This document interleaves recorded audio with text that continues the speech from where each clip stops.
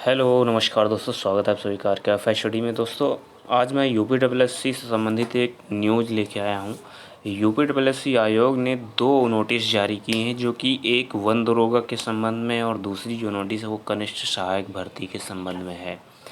तो अगर आपने अभी तक ये दोनों नोटिसें नहीं देखी हैं तो चलिए आपको बताते हैं कि ये किस संबंध में नोटिस जारी की गई हैं और आयोग इस नोटिस के ज़रिए आपको क्या सूचना देना चाहता है। तो चलिए देखते हैं कि UPSSC आयोग यानी कि उत्तर प्रदेश अधीनस्थ सेवा चयन आयोग ने कौन कौन सी 2 नोटिसें जारी की हैं। दोस्तों सबसे पहली जो नोटिस UPSSC आयोग ने जारी की है वो है कनिष्ठ सहायक की लिखित परीक्षा की परीक्षा योजना एवं पाठ्यक्रम के संबंध में जारी की है। दोस्तों कनिष्ठ सहायक लिखित परीक्षा के संबंध में जो विज्ञापन निकला था और उसका जो फॉर्म भरने के लिए डेट दी गई थी वो 19/12/2022 से लेकर 8/1/2023 तक ऑनलाइन आवेदन इसमें मांगे गए थे। लोगों ने भरे हुए हैं। अब क्या है, आयोग ने इसका पाठ्यक्रम क्या होगा वो निर्धारित किया है और माइनस मार्किंग कितनी होगी वो इसमें जारी किया है। तो दोस्तों जो इसका पाठ्यक्रम है उसको ये लिखित परीक्षा के लिए इसका आयोग ने ये जारी किया है। इसमें कुल मिला के 100 प्रश्न होंगे और इसका जो समय अवधि होगी वो 120 मिनट यानी कि 2 घंटे का समय इस परीक्षा में आपको मिलेगा।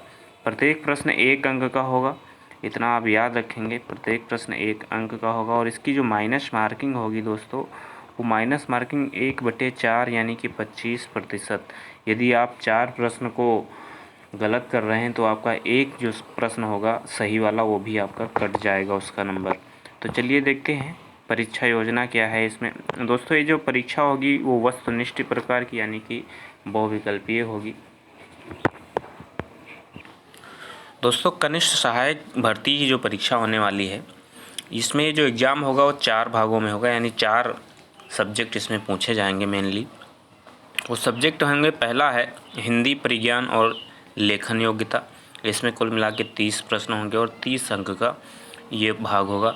ऐसे ही सामान्य ज्ञान यानी GS का होगा। सामान्य बुद्धि परीक्षण दोस्तों रीजनिंग का होगा, 25 प्रश्न होंगे, 25 अंक का होगा।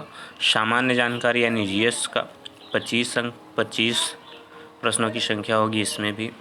और जो चौथा भाग है वो ज़्यादा इम्पोर्टेंट है, अवस्थापना और औद्योगिक विकास संबंधी विषयगत ज्ञान होना चाहिए। ये 20 प्रश्न इसमें पूछे जाएंगे और ये 20 अंक का होगा। कुल मिला के 100 प्रश्न पूछे जाएंगे और 100 अंकों का होगा।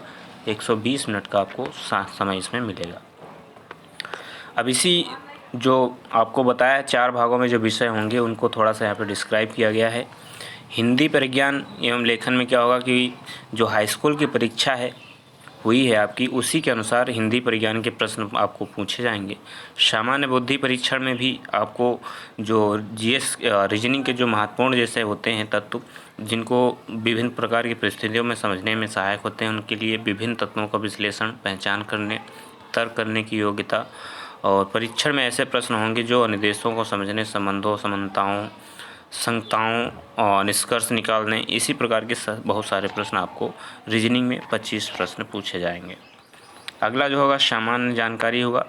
इसमें आपको चारों ओर के वातावरण के बारे में पूरी जानकारी होनी चाहिए, समाज और इसके इस्तेमाल के बारे में, इसकी योग्यता के आंकने के लिए जानकारी होनी चाहिए।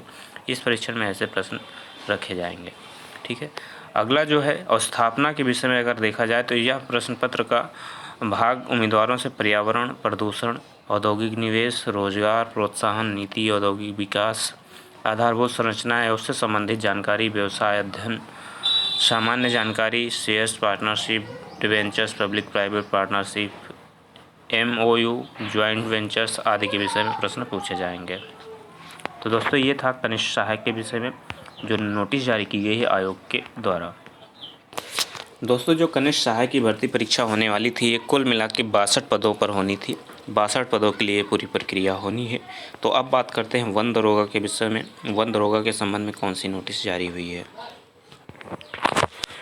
दोस्तों उत्तर प्रदेश अधीनस्थ सेवा आयोग ने निर्माणाधीन वन रक्षक और वन्यजीव रक्षक के पदों पर कुल भर्ती निकाली थी। 655 पदों पर ये भर्ती निकाली थी, जिसमें वन रक्षक की बात करें तो 596 पदों पर भर्ती होनी थी और वन्यजीव रक्षक के पदों पर 59 पदों की संख्या थी जिनमें भर्ती होनी है, ठीक है। इनका पूरा विवरण यहाँ पे दिया गया है। अगर बात करें विभाग की तो कार्यालय प्रधान, मुख्य वन रक्षक और विभाग अध्यक्ष उत्तर प्रदेश लखनऊ के द्वारा ये भर्ती कराई जाएगी। इसमें वन रक्षक के कुल मिला के 596 पद हैं और वन्य जीव रक्षक के कुल मिला के 59 पद हैं।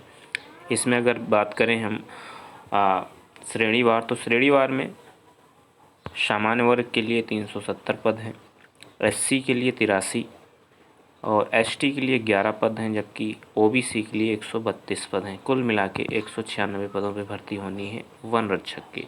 वन्य जीव रक्षक में सामान्य श्रेणी के लिए 45 पद हैं, SC के लिए 10, ST के लिए 2 और OBC के लिए 2 पद हैं। कुल मिला के 59 पदों पर भर्ती होनी है। तो देखा जाए 655 पदों पे वन्य दरोगा की भर्ती होने वाली है, जिसमें कि वन रक्षक के 596 पद हैं और वन्य जीव रक्षक के 59 पद हैं। दोस्तों इसमें जो अगर बात करें EWS श्रेणी सहित बात करें तो EWS के जो पदों की संख्या है वो वन रक्षक में 59 है और वन्य जीव रक्षक में 5 है। तो कुल मिला के अगर देखा जाए तो EWS की जो लोग हैं उनके लिए 64 पदों पे भर्ती होनी है। तो इस तरीके से 655 पदों के लिए नोटिस जारी की गई है, जिसमें EWS और अन्य जो श्रेणियां हैं उनके पदों की संख्या को इसमें दर्शाया गया है। दोस्तों उम्मीद है ये वीडियो आपके लिए यूजफुल होगा, जानकारी आपको अच्छी लगी होगी। अगर अच्छी लगी है तो लाइक शेयर सब्सक्राइब जरूर करना। धन्यवाद दोस्तों, जय हिंद जय भारत।